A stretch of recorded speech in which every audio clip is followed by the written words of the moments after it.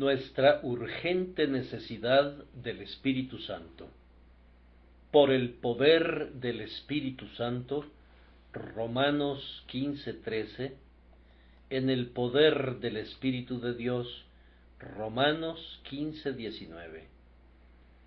En este momento quisiera solicitarles su atención a la gran necesidad que existe de la manifestación continua del poder del Espíritu Santo en la Iglesia de Dios, si por medio de ella las multitudes deben ser recolectadas para el Señor Jesús.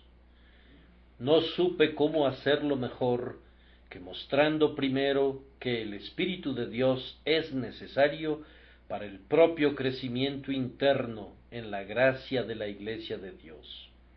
De ahí mi texto del versículo 13, y el Dios de esperanza os llene de todo gozo y paz en el creer, para que abundéis en esperanza por el poder del Espíritu Santo, en el que es evidente que el apóstol atribuye al Espíritu Santo el poder de ser llenados de gozo y paz en el creer y el poder de abundar en esperanza. Pero luego quise mostrarles también que el poder de la Iglesia en el exterior, ese poder con el que debe ser agresiva y trabajar en el mundo para reunir a los elegidos de Dios de entre los hombres, es también esta misma energía del Espíritu Santo. De ahí que haya tomado el versículo 19, pues el apóstol dice allí lo que Dios por medio de él había hecho para la obediencia de los gentiles, con la palabra y con las obras, con potencia de señales y prodigios, en el poder del Espíritu de Dios. Entonces vean, queridos amigos, que para mantener feliz y santa a la Iglesia internamente, antes que nada tiene que haber una manifestación del poder del Espíritu Santo, y en segundo lugar, que para que la Iglesia pueda invadir los territorios del enemigo y conquistar al mundo para Cristo, tiene que estar revestida de la misma energía sagrada. Podemos ir más lejos y decir que el poder de la Iglesia para la obra externa es proporcional al poder que mora dentro de ella. Midan la energía del Espíritu Santo en los corazones de los creyentes y podrán calcular cabalmente su influencia sobre los incrédulos.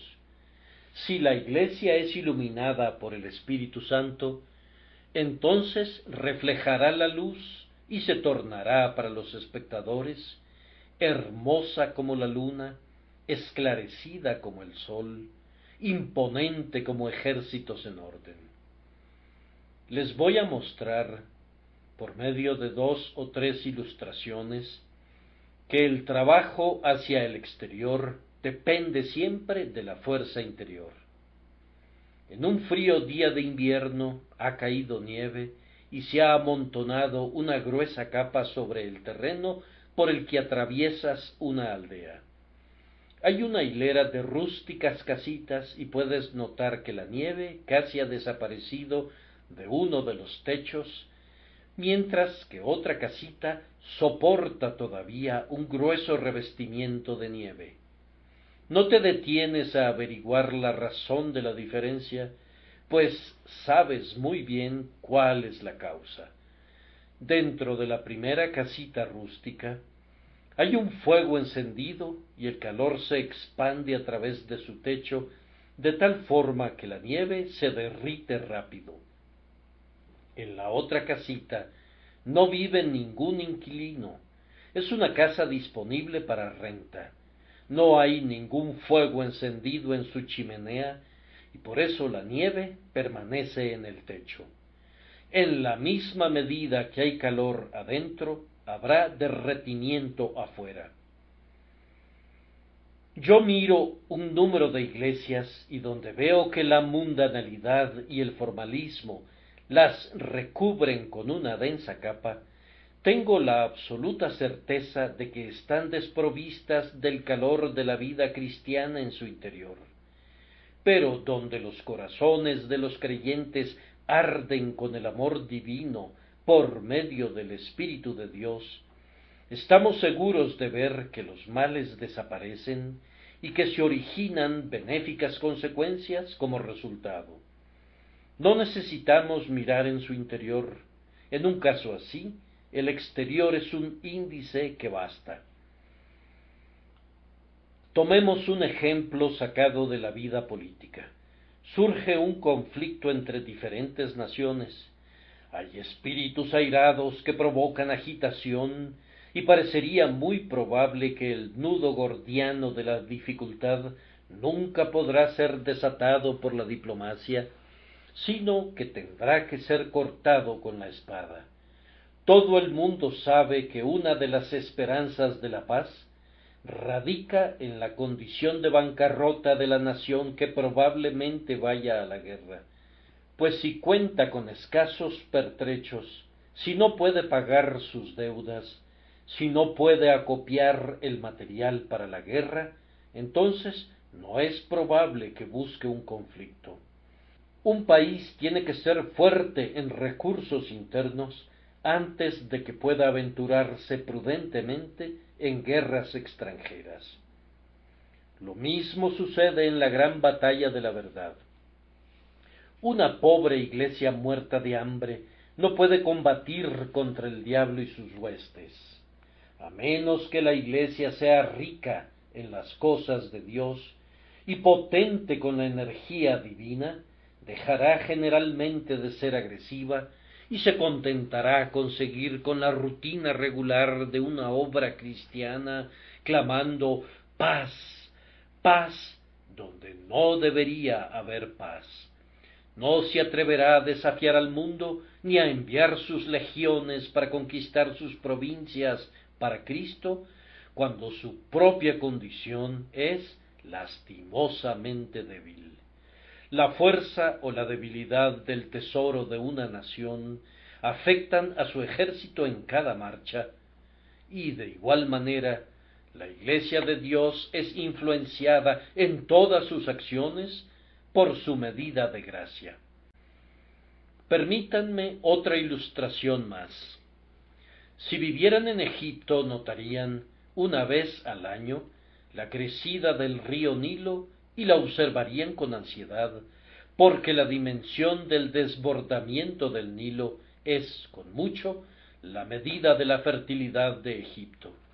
Ahora, la crecida del Nilo depende de aquellos lejanos lagos del centro de África, es decir, depende de si están debidamente llenos por el derretimiento de las nieves o no. Si hay un escaso abastecimiento en los depósitos superiores, no puede haber mucho desbordamiento en el curso posterior del Nilo a lo largo de Egipto. Traslademos la figura y digamos que si los lagos superiores de la comunión con Dios en la iglesia cristiana no están bien saturados, si la potencia espiritual del alma no es sustentada por la oración privada y la comunión con Dios, el Nilo del servicio práctico cristiano nunca llegará a un nivel de inundación. Lo que quiero decir es esto: no puedes extraer de la iglesia lo que no está contenido en ella. El propio depósito tiene que estar lleno antes de que pueda hacer verter un torrente. Nosotros mismos hemos de beber del agua viva hasta estar llenos, y luego de nuestro interior correrán ríos de agua viva, pero no hasta entonces. No se puede distribuir panes y peces de una cesta vacía, por hambrienta que esté la multitud. Un corazón vacío no puede hablar cosas significativas, ni de un alma flaca se puede extraer gruesos tuétanos que alimenten al pueblo de Dios. De la abundancia del corazón habla la boca cuando habla para edificación. De tal forma que lo primero que debemos hacer es revisar bien los asuntos de casa y pedirle a Dios que nos bendiga y haga resplandecer su rostro sobre nosotros, para que sea conocido en la tierra su camino y en todas las naciones su salvación. Para bendecir a tu raza escogida, en misericordia, Señor, inclínate, y haz que el resplandor de tu faz brille sobre todos tus santos, para que así tu maravilloso camino sea conocido por todo el mundo, mientras distantes tierras rinden su tributo y reconocen tu salvación. Esta mañana, al tratar de hablar de la gran necesidad de la Iglesia, es decir, de su necesidad de ser conducida vigorosamente por el poder del Espíritu Santo, pido sinceramente que podamos adentrarnos en este tema con la más profunda reverencia concebible. Debemos adorar mientras estamos meditando. Debemos sentir la condescendencia de esta bendita persona de la Deidad, pues se digna morar en su pueblo y obrar en el corazón humano. Recordemos que esta persona divina es muy sensible. Él es un Dios celoso. Leemos que se aflige y es vejado, y por tanto pidamos su perdón por las muchas provocaciones que debe de haber recibido de nuestras manos. Con el más humilde temor, inclinémonos delante de él, recordando que si hay un pecado que es imperdonable, está referido a él mismo, el pecado contra el Espíritu Santo, que no será perdonado nunca, ni en este mundo, ni en el venidero. En referencia al Espíritu Santo estamos, en verdad, sobre un terreno muy delicado, y si alguna vez velamos nuestros rostros y nos regocijamos con temblor, es cuando hablamos del Espíritu y de esas obras misteriosas con las que nos bendice. En ese espíritu de humildad y bajo la sombra divina, síganme mientras expongo ante ustedes 7 obras del Espíritu Santo que son sumamente necesarias para el propio bien de la Iglesia e igualmente necesarias para ella en su oficio de misionera de Cristo para con el mundo exterior. Entonces, para comenzar, el poder del Espíritu Santo se manifiesta en la resurrección de las almas a la vida espiritual. Toda la vida espiritual que existe en este mundo es la creación del Espíritu Santo, por quien el Señor Jesús revive a quien Él quiera. Ni ustedes ni yo teníamos suficiente vida para conocer nuestra muerte hasta que Él nos visitó. No teníamos suficiente luz para percibir que estábamos sumidos en las tinieblas, ni el suficiente sentido para sentir nuestra miseria. Estábamos completamente abandonados a nuestra propia necedad. Aunque estábamos desnudos y éramos pobres y miserables, soñábamos que éramos ricos y nos habíamos enriquecido. Estábamos bajo sentencia de muerte como criminales condenados y, sin embargo, hablábamos de mérito y de recompensa. Sí, estábamos muertos y, sin embargo, nos jactábamos de estar vivos, considerando que nuestra propia muerte era nuestra vida. El Espíritu de Dios en infinita misericordia vino a nosotros con su misterioso poder y nos hizo vivir. La primera señal de vida fue que nos dimos cuenta de que estábamos en los dominios de la muerte y que experimentábamos una agonía para escapar de allí. Comenzamos a percibir nuestra insensibilidad y, si se me perdona la expresión, vimos nuestra ceguera. Cualquier crecimiento de vida espiritual, desde el primer tierno brote hasta ahora, ha sido también la obra del Espíritu Santo.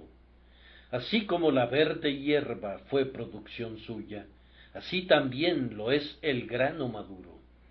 El crecimiento de la vida, al igual que la vida inicial, tiene que seguir viniendo por la operación del Espíritu de Dios que resucitó a Cristo de los muertos. Nunca tendrás más vida, hermano, excepto conforme el Espíritu Santo te la otorgue. Sí, ni siquiera sabrías que necesitas más, ni gemirías por más, excepto conforme Él obre en ti el desear y agonizar según su beneplácito.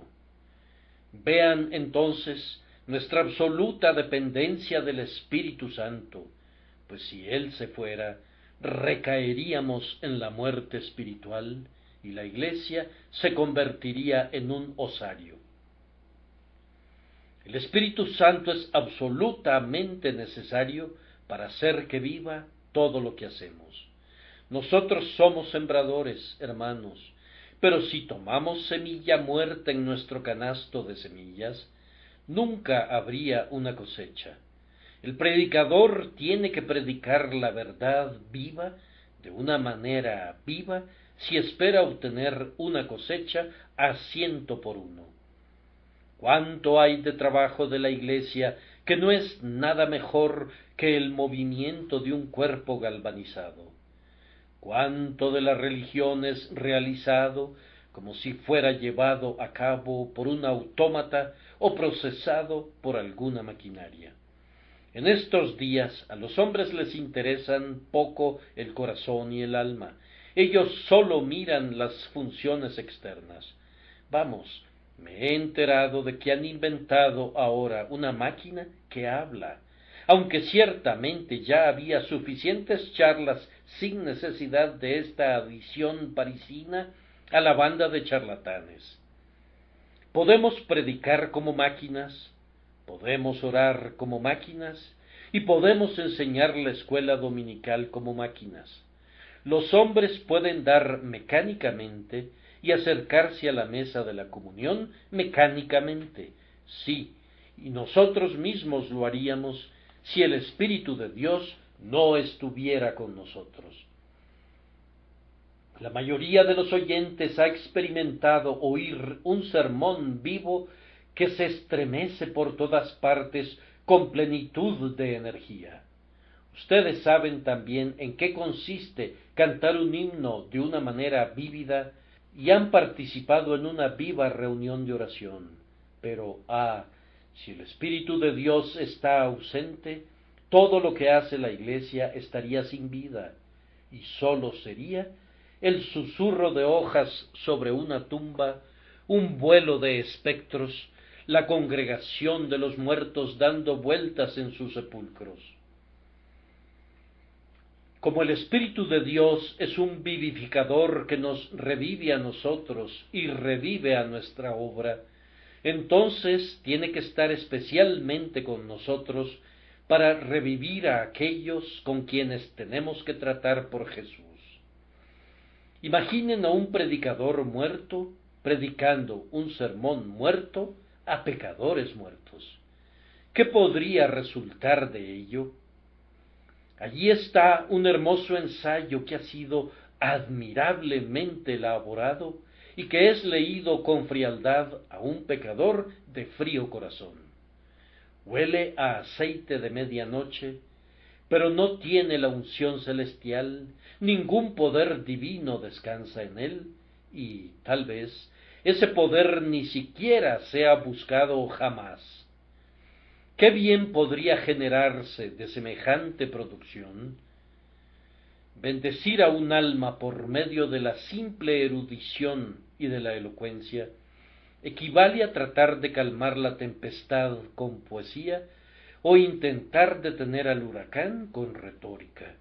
Únicamente conforme el Espíritu de Dios venga sobre el siervo de Dios y haga que la palabra que predica caiga como simiente viva en el corazón, es que puede darse algún resultado de su ministerio.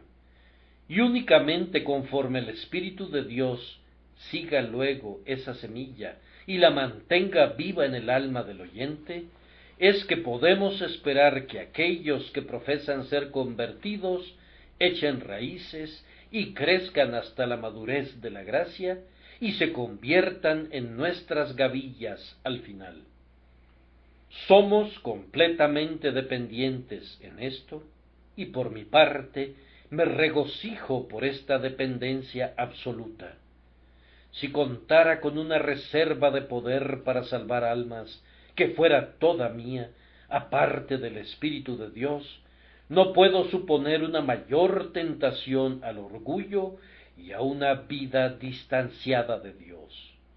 Es bueno ser débil en el yo, y es mejor todavía no ser nada, ser simplemente la pluma en la mano del Espíritu de Dios, incapaz de escribir una sola letra sobre las tablas del corazón humano, excepto según nos use la mano del Espíritu Santo para ese propósito.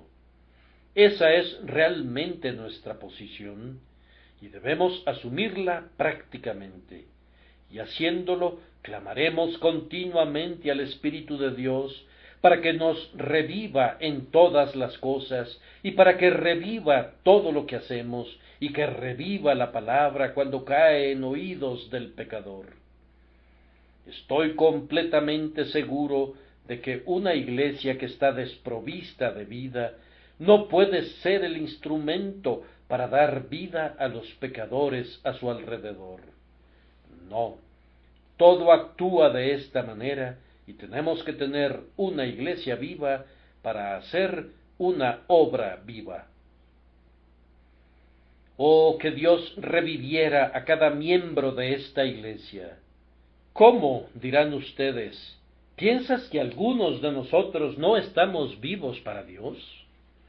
Hermanos, hay algunos de ustedes de quienes estoy seguro, hasta donde una persona puede juzgar de otra, que tienen vida, pues podemos verla en todo lo que hacen, pero hay otros entre ustedes de quienes uno tiene que ejercitar una gran cantidad de fe y una mayor cantidad de caridad en cuanto a su vida espiritual, pues no percibimos en ustedes mucha actividad en la causa de Dios, ni algún cuidado por las almas de otros, ni celo por la gloria divina.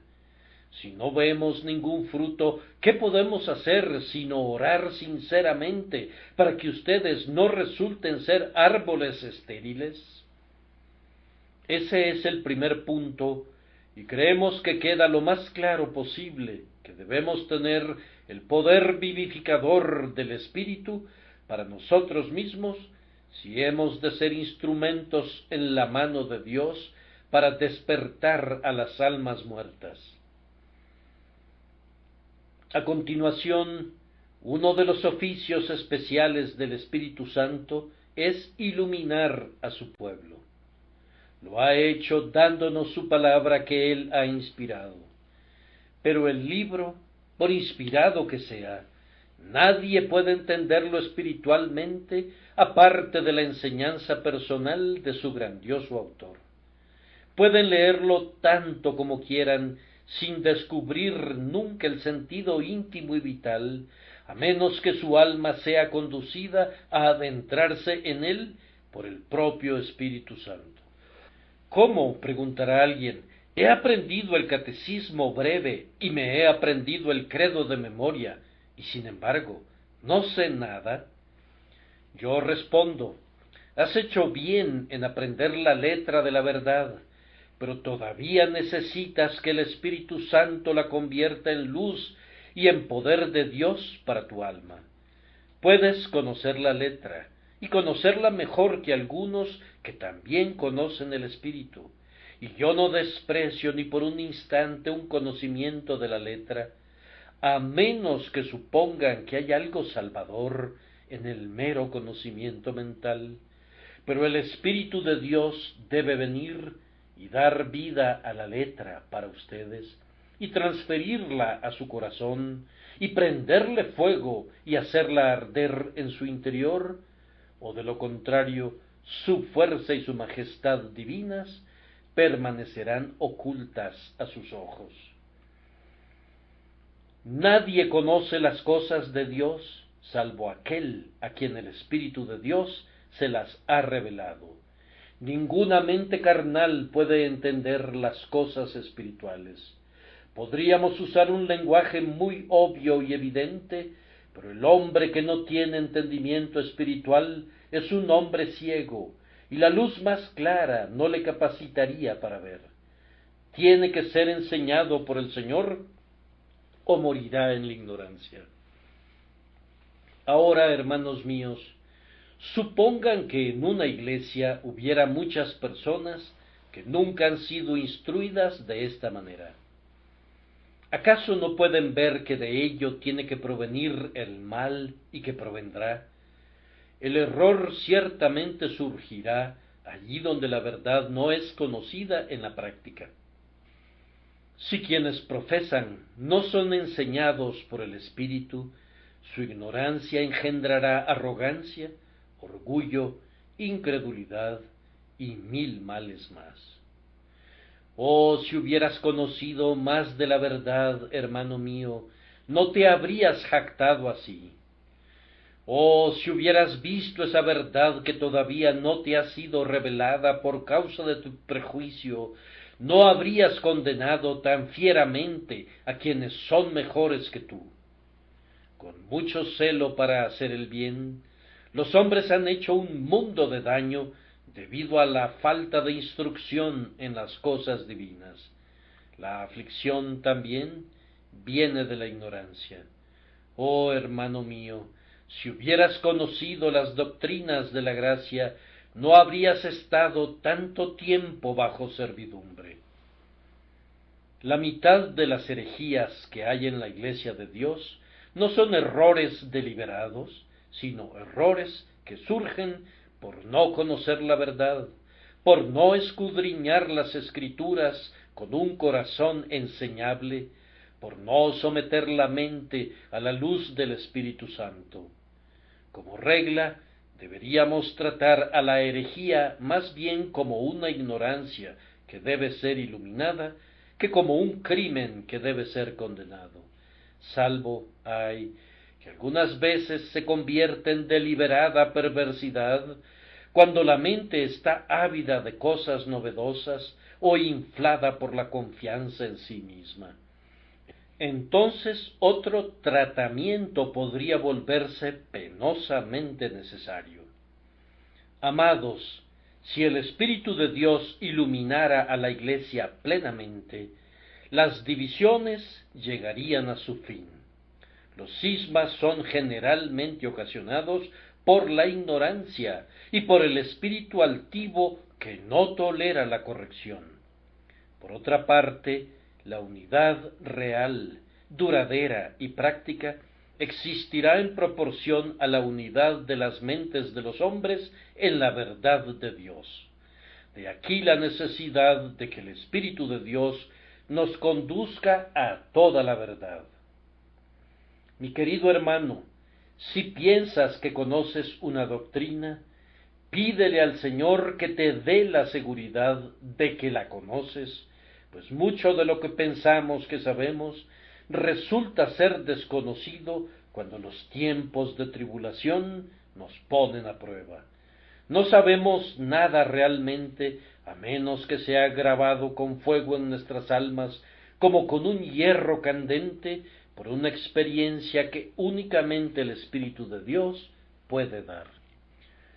Creo que ahora pueden ver que, siendo tan necesario el Espíritu de Dios para nuestra instrucción, encontramos en esta agraciada operación nuestra fuerza para la instrucción de los demás de manera preeminente.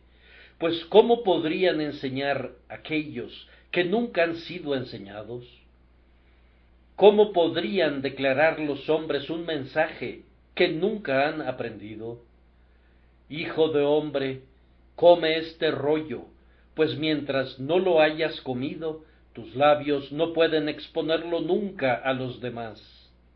El labrador, para participar de los frutos, debe trabajar primero. La ley de la viña de Cristo es que nadie trabajará allí mientras no conozca primero el sabor de los frutos que crecen en el sagrado viñedo. Debes conocer tú mismo a Cristo y su gracia y su amor y su verdad antes de que puedas ser siquiera un instructor de bebés para Cristo. Cuando llegamos a tratar con otros, anhelando sinceramente instruirlos para Jesús, percibimos nuestra necesidad del Espíritu de Dios incluso más claramente. Ah, hermano mío, piensas que vas a exponer el Evangelio tan claramente que tienen que verlo, pero sus ojos ciegos te vencen. Ah, piensas que lo expondrás tan celosamente que tienen que sentirlo, pero sus corazones fríos como arcilla te derrotan. El viejo Adán es demasiado fuerte para el joven Melanchthon, puedes estar seguro de ello. Podrías pensar que vas a ganar almas por tus argumentos, pero sería igual que si te pusieras a silbarle al viento en la cima de un monte, a menos que el Espíritu Santo esté contigo. Después de toda tu plática, tus oyentes habrían captado, tal vez, tu idea, pero tú no puedes impartirles a ellos la mente del Espíritu, el alma real del Evangelio. Esto sigue siendo, al igual que la creación misma, una obra que únicamente Dios puede realizar. Oremos diariamente, entonces, pidiendo el poder del Espíritu como el iluminador. Ven, oh bendita luz de Dios, sólo tú puedes disolver nuestras tinieblas personales y sólo cuando nos hubieres iluminado podremos conducir a otros a tu luz. Un cristiano ignorante está descalificado para la gran utilidad, pero aquel que es enseñado por Dios enseñará a los transgresores los caminos de Dios y los pecadores serán convertidos a Cristo. Tanto para arder por dentro como para resplandecer por fuera, debes tener al Espíritu iluminador. Una obra del Espíritu de Dios es crear en los creyentes el espíritu de adopción. Y por cuanto sois hijos, Dios envió a vuestros corazones el espíritu de su Hijo, el cual clama, Abba, Padre. Pues no habéis recibido el espíritu de esclavitud para estar otra vez en temor, sino que habéis recibido el espíritu de adopción, por el cual clamamos, Abba, Padre. Somos regenerados por el Espíritu Santo, y así recibimos la naturaleza de hijos, y esa naturaleza, que es dada por Él, es apremiada y excitada y desarrollada y madurada continuamente por Él, de tal manera que recibimos día a día más y más del Espíritu semejante al de un niño. Ahora, amados, esto podría parecerles de poca importancia a primera vista, pero es importante, pues la Iglesia nunca está feliz, excepto cuando todos sus miembros caminan como hijos amados hacia Dios. Algunas veces el espíritu de esclavitud se introduce en nosotros. Comenzamos a hablar del servicio de Dios como si fuera algo pesado y agobiante, y estamos descontentos si no recibimos salarios inmediatos y éxito visible, tal como lo hacen los siervos cuando no son idóneos. Pero el espíritu de adopción obra por amor, sin ninguna esperanza de recompensa, y está satisfecho con el dulce hecho de estar en la casa del Padre y hacer la voluntad del Padre. Este espíritu da paz, descanso, gozo, valor y santa familiaridad con Dios. Un hombre que nunca ha recibido el espíritu de un hijo para con Dios, no conoce la bienaventuranza de la vida cristiana, desaprovecha su flor, su sabor, su excelencia, y no me sorprende que el servicio de Cristo sea una pesadez para él, porque nunca ha alcanzado las cosas dulces y no goza de los pastos verdes en los que el buen pastor alimenta y hace descansar a sus ovejas.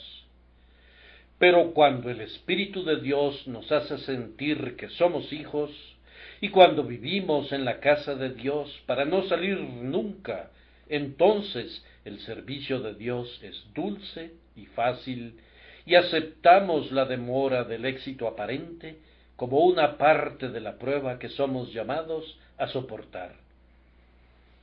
Ahora, fíjense que esto tendrá un gran efecto sobre el mundo exterior. Un cuerpo de profesantes desempeñando la religión como una tarea, gimiendo a lo largo de los caminos de la piedad, con rostros llenos de miseria, como esclavos que temen el látigo, sólo pueden tener un pequeño efecto sobre los pecadores que les rodean. Dicen, estas personas sirven, sin duda, a un duro capataz, y se están negando esto y aquello. ¿Por qué habríamos de ser como ellos? Pero tráiganme una iglesia constituida por hijos de Dios, un grupo de hombres y mujeres cuyos rostros brillan con la sonrisa de su Padre Celestial, que están acostumbrados a tomar sus cuidados y arrojarlos sobre su Padre como deben hacerlo los hijos, que saben que son aceptados y amados, y que están perfectamente contentos con la voluntad del grandioso Padre. Pónganlos en medio de un grupo de impíos, y les garantizo que comenzarán a envidiarles su paz y gozo. De esta manera, los santos felices se convierten en operadores sumamente eficientes sobre las mentes de los que no son salvos. Oh bendito Espíritu de Dios, debemos sentir ahora que somos los hijos del grandioso Padre, y nuestro amor infantil debe ser cálido esta mañana. Así seremos idóneos para salir y proclamar el amor del Señor a los hijos pródigos que están en el país lejano, en medio de los cerdos. Pienso que estos 3 puntos son evidentes por sí mismos. Ahora pasemos a un cuarto. El Espíritu Santo es llamado especialmente el Espíritu de Santidad. Él nunca sugirió el pecado ni lo aprobó, ni ha hecho ninguna otra cosa que contristarse por el pecado. Pero la santidad es el deleite del Espíritu. La Iglesia de Dios lleva en su frente las palabras santidad a Jehová. Sólo en la proporción que sea santa podría ella reclamar ser la Iglesia de Dios. Una iglesia profana. Ciertamente esta no puede ser aquella de la cual leemos: Cristo amó a la iglesia y se entregó a sí mismo por ella, para santificarla, habiéndola purificado en el lavamiento del agua por la palabra, a fin de presentársela a sí mismo, una iglesia gloriosa, que no tuviese mancha ni arruga ni cosa semejante, sino que fuese santa y sin mancha.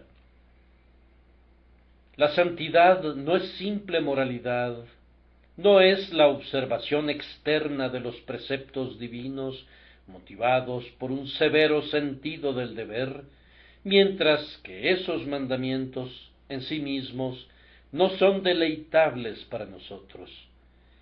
La santidad es la totalidad de nuestra humanidad consagrada plenamente al Señor y moldeada a su voluntad. Esto es lo que la Iglesia de Dios debe tener, pero que no puede tener nunca aparte del santificador, pues no hay un ápice de santidad bajo el cielo, si no es por la operación del Espíritu Santo. Y, hermanos, si una iglesia está desprovista de santidad, ¿qué efecto podría tener en el mundo? Los burladores desprecian y desdeñan a los profesantes, cuyas vidas inconsistentes contradicen sus testimonios verbales. Una iglesia profana puede desear ardientemente el dominio y luchar por él, pero el reino no viene a los profanos, ni los profanos han entrado en él. El testimonio de los hombres profanos no es más aceptable para Cristo de lo que fue el tributo que el espíritu maligno le rindió en los días de su carne, al cual él respondió: cállate. Al malo dijo Dios: ¿qué tienes tú que hablar de mis leyes y que tomar mi pacto en tu boca? El rocío es retenido y la lluvia no desciende a su tiempo sobre la labranza de aquellos que profesan ser siervos de Dios, pero que siembran iniquidad. Después de todo, predican más al mundo los actos de la Iglesia que las palabras de la Iglesia. Pongan a un hombre ungido a predicar el Evangelio en medio de personas realmente piadosas, y su testimonio será apoyado maravillosamente por la Iglesia con la que labora. Pero pongan al ministro más fiel en una iglesia profana y tendrá tal peso sobre sí que primero tiene que librarse de él o no podrá tener éxito. Podría predicar hasta el desfallecimiento, podría predicar hasta que sus rodillas se convirtieran en llagas, pero las conversiones serían severamente obstaculizadas si es que hubiere conversiones. No hay ninguna probabilidad de victoria para Israel mientras la maldición de Acán esté en el campamento. Una iglesia profana hace decir a Cristo que no puede hacer muchas obras poderosas por causa de su iniquidad. Hermanos, ¿no ven en este punto nuestra necesidad del Espíritu de Dios? Y cuando llegas al punto de forcejear con el pecador y tienes que hablarle de la necesidad de santidad y de un corazón renovado y de una vida piadosa que debe brotar de ese corazón renovado, ¿esperas que los impíos estén encantados con lo que les dices? ¿Qué le importa a la mente irredenta la justicia?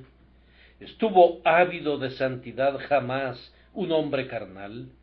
Tal cosa no se ha visto nunca.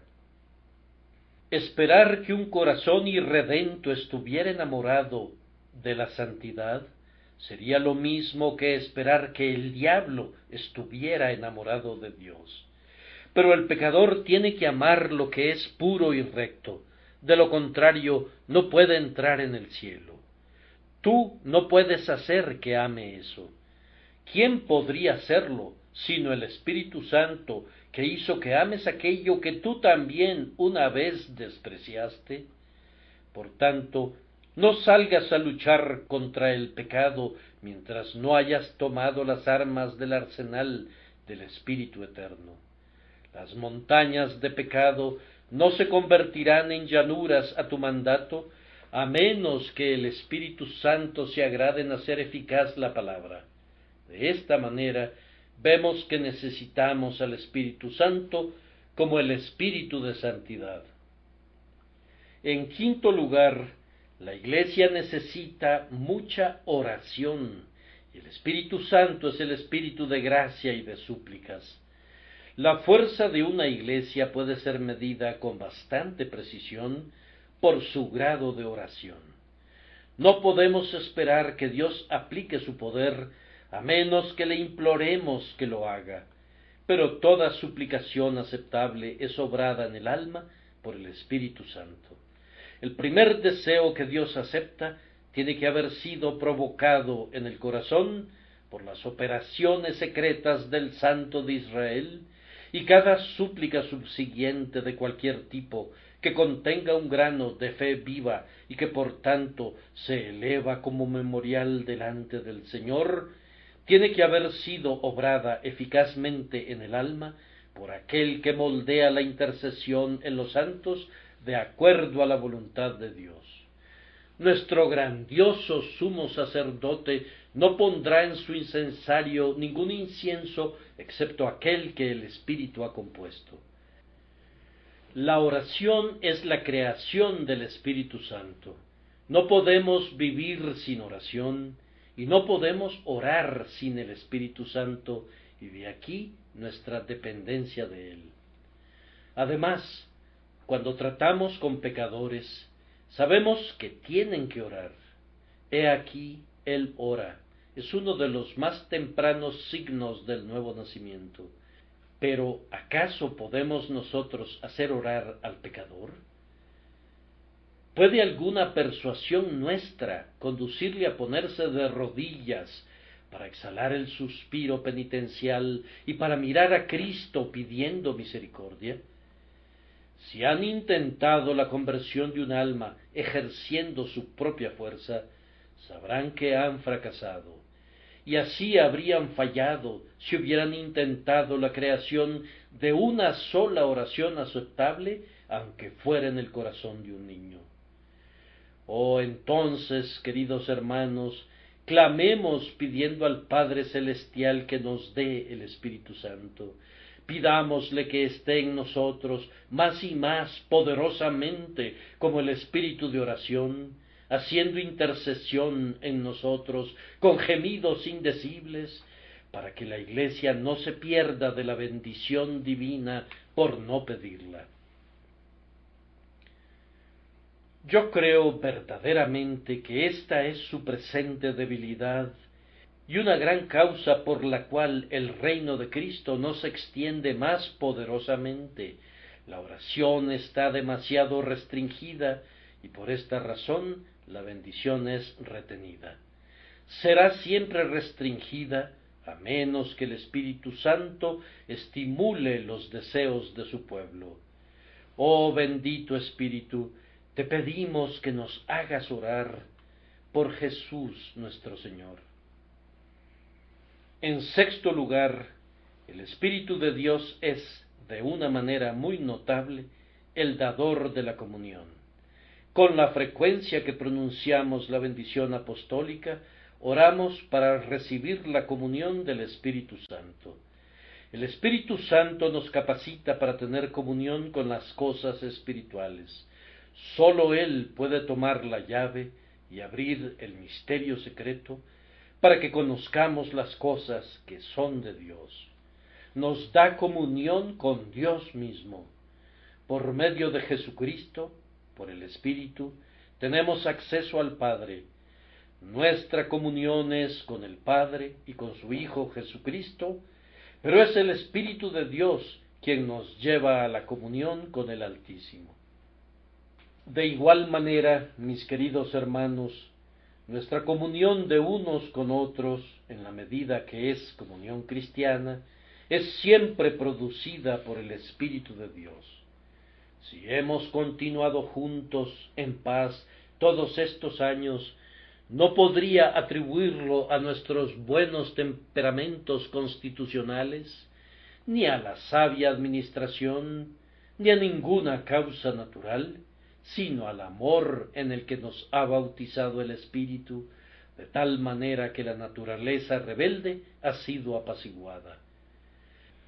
Si una docena de personas cristianas viven juntas durante 12 meses en verdadera unión espiritual y afecto inquebrantable, atribúyanlo al amor del Espíritu. Si 1200 o 4 veces ese número son capaces de perseverar en un servicio unido y se encuentran amándose los unos a los otros después de muchos años, más de lo que lo hacían al principio, debe ser considerado como una bendición del Consolador, por lo cual él ha de ser adorado devotamente. La comunión sólo puede llegarnos por el Espíritu, pero una iglesia sin comunión sería una turba desordenada, un reino dividido contra sí mismo, y por consiguiente no podría prosperar. Se necesita comunión para una fuerza, una guía y un estímulo mutuos, y sin ella su iglesia es una simple sociedad humana. Si han de dar testimonio en el mundo, tienen que ser unidos como un cuerpo viviente. Una iglesia dividida ha sido desde hace mucho tiempo el escarnio del anticristo. Ninguna mofa que proviene del Vaticano contiene un mayor aguijón que la que ridiculiza a los protestantes por sus divisiones. Y lo mismo que sucede con la gran iglesia externa, sucede con una iglesia particular de Cristo. Las divisiones son nuestra deshonra, nuestra debilidad, nuestro obstáculo, y como sólo el benigno Espíritu puede prevenir o sanar estas divisiones, dándonos una real comunión amorosa con Dios y con nuestros semejantes, cuán dependientes de Él somos para ello. Clamemos diariamente a Él para que obre en nosotros el amor fraternal y todas las dulces gracias que nos hacen uno con el Hijo, para que el mundo sepa que Dios ha enviado en verdad a Jesús y que nosotros somos su pueblo. En séptimo lugar, necesitamos al Espíritu Santo en ese renombrado oficio que es descrito por nuestro Señor como el Paráclito o el Consolador. La palabra tiene otra traducción que nuestros traductores le han dado en el pasaje en que leemos: si alguno hubiere pecado, abogado o Paráclito tenemos para con el Padre. El Espíritu Santo es tanto consolador como abogado. El Espíritu Santo, en este momento presente, es nuestro amigo y consolador, sosteniendo a los espíritus abatidos de los creyentes, aplicando las preciosas promesas y revelando al corazón el amor de Jesucristo. Muchos corazones se quebrantarían si el Espíritu de Dios no los hubiera consolado. Muchos hijos amados de Dios habrían muerto por completo en el camino si Él no les hubiera otorgado sus divinos consuelos para estimular su peregrinaje. Esa es su obra, y es una obra muy necesaria, pues si los creyentes se tornan infelices, se vuelven débiles para muchos aspectos del servicio. Estoy seguro de que el gozo del Señor es nuestra fortaleza, pues yo lo he comprobado, y he comprobado también la verdad opuesta. Hay ciertos cristianos en la tierra que inculcan la tristeza como el estado apropiado del cristiano, y yo no voy a juzgarlos, pero esto sí diré, que en la obra evangelística no hacen nada y no me sorprende. Así como la nieve que cae sobre la cosecha no madura al trigo, ni la oscuridad hace brotar las flores, ni el mar salado produce racimos que revientan con vino nuevo, así tampoco encontrarán jamás que una religión infeliz promueva el crecimiento del reino de Cristo. Han de tener gozo en el Señor, hermanos, si han de ser fuertes en el Señor y fuertes para el Señor.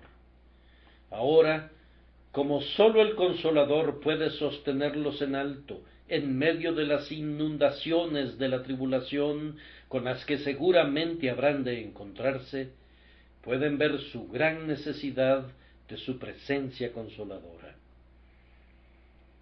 Hemos dicho que el Espíritu de Dios es el abogado de la Iglesia, no para con Dios, pues para eso Cristo es nuestro único abogado, sino para con el hombre. ¿Cuál es el más grandioso argumento que la Iglesia tiene contra el mundo? Yo respondo que la morada del Espíritu Santo es el milagro permanente de la Iglesia. Las evidencias externas son excelentes. Ustedes, jóvenes, que son afligidos por los escépticos, harían bien en estudiar esas valiosas obras que hombres ilustrados y devotos han producido con mucho trabajo para nosotros, pero fíjense bien, todas las evidencias de la verdad del cristianismo que pueden ser reunidas de la analogía, de la historia y de hechos externos, no son nada en absoluto comparadas con las operaciones del Espíritu de Dios. Estos son los argumentos convincentes. Alguien me dice: yo no creo en el pecado, ni en la justicia, ni en el juicio. Bien, hermanos, el Espíritu Santo puede convencer pronto a esa persona. Si me pide señales y evidencias de la verdad del Evangelio, yo le respondo: ¿ves a esta mujer? Ella fue una gran pecadora en el peor sentido y sedujo a otros al pecado, pero ahora no puedes encontrar más dulzura y luz en ninguna otra parte que en ella. ¿Oyes a este profano blasfemador y perseguidor y renegado? Él habla con pureza, verdad y humildad de mente. Observa a aquel hombre que antes fue un avaro, y mira cómo consagra ahora su dinero. Contempla a aquel espíritu malicioso y envidioso, y ve cómo se vuelve amable, perdonador y amigable debido a su conversión. ¿Cómo explicas esos grandes cambios? Suceden aquí todos los días. ¿Cómo llegan a suceder? ¿Acaso es una mentira la que produce la verdad, la honestidad y el amor? ¿Acaso todo árbol no produce fruto según su género? Entonces, ¿qué será esa gracia que produce tan benditas transformaciones? Los maravillosos fenómenos de cuervos convertidos en palomas y leones convertidos en ovejas, las prodigiosas transformaciones del carácter moral que el ministro de Cristo se goza en ver obradas por el Evangelio, estos son nuestros testimonios y son incontestables. Pedro y Juan suben al templo y sanan a un hombre lisiado. Pronto son detenidos y presentados ante el Sanedrín. Esta es la acusación en su contra. Ustedes han estado predicando en el nombre de Jesús, y este Jesús es un impostor. ¿Qué dicen Pedro y Juan? No necesitan decir nada, pues allí está en pie el hombre que fue sanado. Ha traído su muleta con él, y la ondea en señal de triunfo, y corre y salta. Él constituía su volumen de evidencias, su apología y su prueba. Viendo al hombre que había sido sanado, que estaba en pie con ellos, no podían decir nada en contra. Si tenemos al Espíritu de Dios en medio de nosotros, y las conversiones son constantemente obradas, el Espíritu Santo cumple así su abogacía y refuta a todos los acusadores. Si el Espíritu obra en tu propia mente, siempre será para ti la mejor evidencia del Evangelio. Me encuentro algunas veces con alguna muestra de infidelidad y luego con otra, pues nuevas dudas y renovadas infidelidades son engendradas cada hora, y los hombres inestables esperan que leamos todos los libros que deciden producir. Pero el efecto producido en nuestra mente es cada vez menor. Esta es nuestra respuesta. De nada sirve que traten de hacernos tambalear, pues ya estamos familiarizados con todo lo que ustedes sugieren. Su propia incredulidad natural los ha superado. Hemos tenido dudas de un tipo que ni siquiera ustedes se atreverían a expresar si las conocieran, pues hay suficiente infidelidad y malignidad en nuestra propia naturaleza para hacernos conocedores de los artificios de Satanás. Hemos peleado la mayoría de las batallas sugeridas por ustedes, una y otra vez en la cámara secreta de nuestra meditación, y hemos vencido, pues hemos estado en un contacto personal con Dios. Se burlan, pero no hay ningún argumento en la burla. Somos tan honestos como lo son ustedes, y nuestro testimonio es tan bueno como el suyo en cualquier tribunal. Y nosotros declaramos solemnemente que hemos sentido el poder del Espíritu Santo en nuestra alma en la misma medida que el viejo océano ha sentido la fuerza del viento del norte. Hemos sido sacudidos hasta la agonía bajo un sentido de pecado, y hemos sido elevados hasta el éxtasis del deleite por la fe en la justicia de Cristo. Descubrimos que en el pequeño mundo dentro de nuestra alma, el Señor Jesús se manifiesta para que lo conozcamos.